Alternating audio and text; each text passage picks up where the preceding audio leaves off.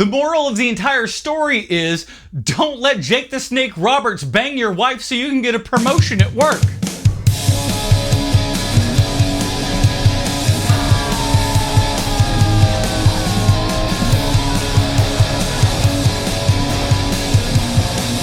Welcome back to HMP. My name is Adam, and I just got out of seeing Nosferatu, the new movie from Robert Eggars.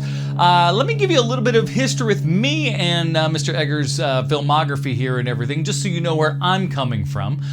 His first movie, The Witch, I saw in theaters. I really enjoyed it, and then the ending happened, and I was like, oh, is that all we're here for? I was a little bit let down by that. For whatever reason, I didn't end up seeing The Lighthouse. It just wasn't kind of on my radar. And when I went to go see The Northman, my biggest problem with that movie was 45 minutes into it, some kids from out of nowhere snuck into the RPX theater and were just yapping the entire time. So I left and didn't finish the movie, and I haven't come back to it since, because it's not the movie's fault, it's those kids' fault. But ultimately, one of my biggest complaints about this movie is that it is over 2 hours long and we don't really do much of anything. Robert Eggars really likes to kind of drag stuff out. Everybody's like, oh, he's just doing a great slow burn. Okay, that's fine. I don't mind a slow burn, but guess what? Sometimes slow burns can be boring. And that's what I found his films lately to be, is boring. They seem to be very artistically inclined. I enjoy that, but at some point, can we please get on with the story? I'm just waiting for something to happen. We're all just vibing. We're all just going through everything. Can we just please get to the story? Let's talk about characters here. Nicholas Hoult is fantastic as always. I am excited to see where this guy's career is going to be going.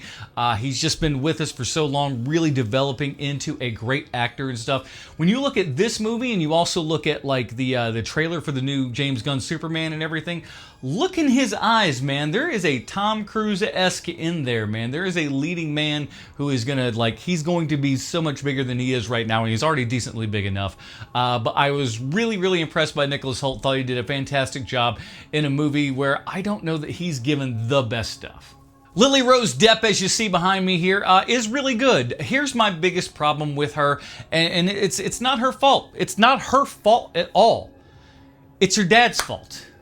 I'm sorry, but every time I look at Lily Rose Depp, all I see is Johnny Depp. Look at the eyes. It is exactly like her dad's eyes, man. So every time I'm seeing this movie, and especially when we have a close-up on her face, we'll keep it family-friendly here, but she's having a great time, and all I'm seeing is Johnny Depp, and I'm just like, it's very distracting. Again, it's not her fault. It's Johnny Depp's fault for being in her face for the last 40-plus years. She said that her performance was a little bit inspired by Possession, and when I look at this movie, I go, yeah, I can completely see that here.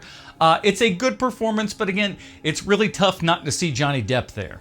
Aaron Taylor Johnson is actually really fantastic. There's just something about his face and the fact that, it all adds up, everything's together here. Can you believe it? This guy's got 2 movies out within the last couple of weeks here, where we've got Morbius and Nosferatu. I don't know how you can get much different than that. But good for you, Aaron Taylor Johnson. Willem Dafoe is giving another Willem Dafoe performance. I gotta say, I have been a big Willem Dafoe fan for years and years, but I feel like we're constantly getting the same Willem Dafoe performance. And here's the thing, I think Willem Dafoe is a better actor than that.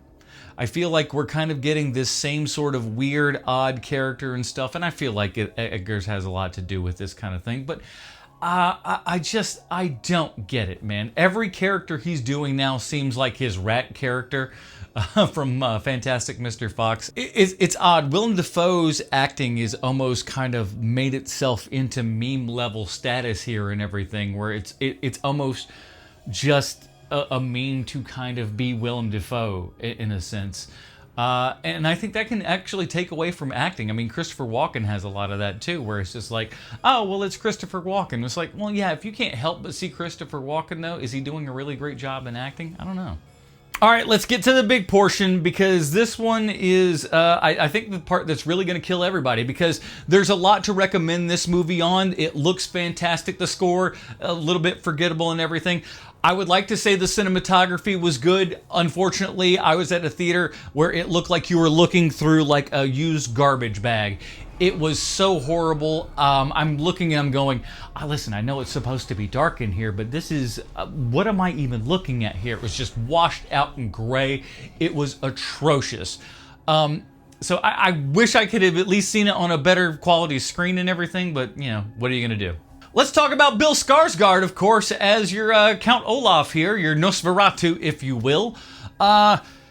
He's great. He's putting on a really interesting voice and a performance here and everything. And from somebody who's been doing a lot of voices and especially with makeup work and stuff like that, to differentiate himself from those other roles and this role, quite a feat. It's really, really good. They do a fantastic job of just hiding him in darkness. You're never really quite seeing anything. And then eventually he finally gets his face towards the screen. And we've been scared this entire time.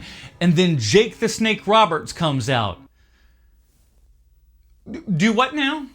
Nosferatu comes out and he looks like a Larry Fessenden character. Am I supposed to be scared of that? Now, I'm scared of Larry Fessenden if I meet him in a bar, but if I'm out at some sort of German thing in, you know, the 1800s, I'm not going to be scared of Larry Fessenden. I'll be scared of Max Schreck. That guy looks like a fucking monster. This guy just looks like a hobo that you'd see down by the bar. Who's scared of this? It took everything out of the movie for me. I was just like, okay, so he's just a really gross guy with like long fingers and nails and stuff like that. Okay. Yep. That's the movie. And here's the big thing, though. What's the entire lesson of the movie? The entire moral lesson of this movie is, don't let Jake the Snake Roberts bang your wife so you can get a promotion at work. That's what this movie is about. Listen, I'm fine with Eggars. I think he's doing something interesting with the horror genre. He's, you know, bringing it up to levels that, you know, aren't seen a lot these days. But for me, for my dollar, what do I get out of it? Not a whole bunch. I'm feeling left cold and empty with everything. I don't remember how this movie ends. It's just, it was rather boring. It was too long, and it felt like the entire audience, when everything let out, they were just like, huh. Okay. Then everyone left.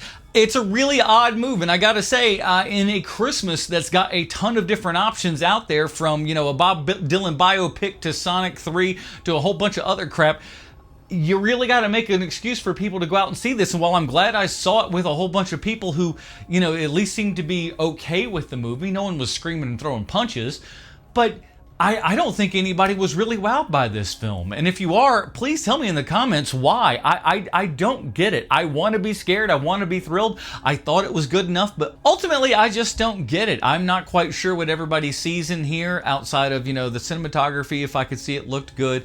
The music is fine. The acting is okay. But ultimately, what are you getting out of this story? Again, it just seems like a real estate deal made to have a guy for dinner, as it were. Where am I missing it here? Let me know in the comments below. We'll see you next time.